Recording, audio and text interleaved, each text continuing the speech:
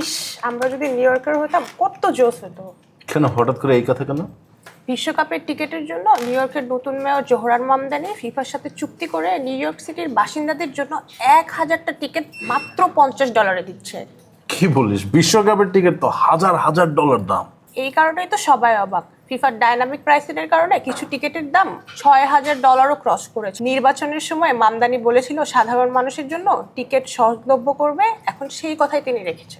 কিন্তু আচ্ছা, 1000টা টিকিট যেহেতু খালি, এটা কারা পাবে এই টিকিটগুলো?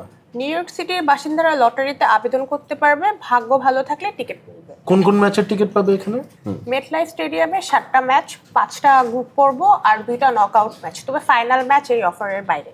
না, তাও তো ভালো, ফাইনাল ম্যাচ না থাকলেও খুবই ভালো অফার। আর আর কিছু আছে এটার মধ্যে? আছে তো, যারা টিকিট পাবে তাদের জন্য স্টেডিয়ামে যাওয়া আসার বাস সার্ভিসটাও ফ্রি। মানে একে তো টিকিট $50, আবার যাতায়াত ফ্রি। ফুটবল প্রেমীদের জন্য তো এটা একটা মানে স্বপ্ন। সবাই কিন্তু আবার খুশি না। কেন এর মধ্যে খুশি না কেন? পাশের রাজ্য নিউ জার্সির কর্মকর্তারা খেপা। তাদের কথা হচ্ছে ম্যাচ তো তাদের রাজ্য মেটলাইফ স্টেডিয়ামে, কিন্তু বিশেষ সুবিধা শুধু নিউ ইয়র্কাররা পাচ্ছে, তাই। আচ্ছা, সে যাই হোক, কিন্তু মানে মামদানি আসলে নির্বাচনের সময় যে প্রতিশ্রুতি দিয়েছিলেন সেটা তো পূরণ করছেন। হ্যাঁ, সাধারণ মানুষের জন্য সাশ্রয়ী মূল্যে বিশ্বকাপের টিকিট নিশ্চিত করার কথা বলেছিল, আর এখন মেয়র হয়ে সেই প্রতিশ্রুতি বাস্তবায়ন করেছে। ভালোই ব্যাপারটা।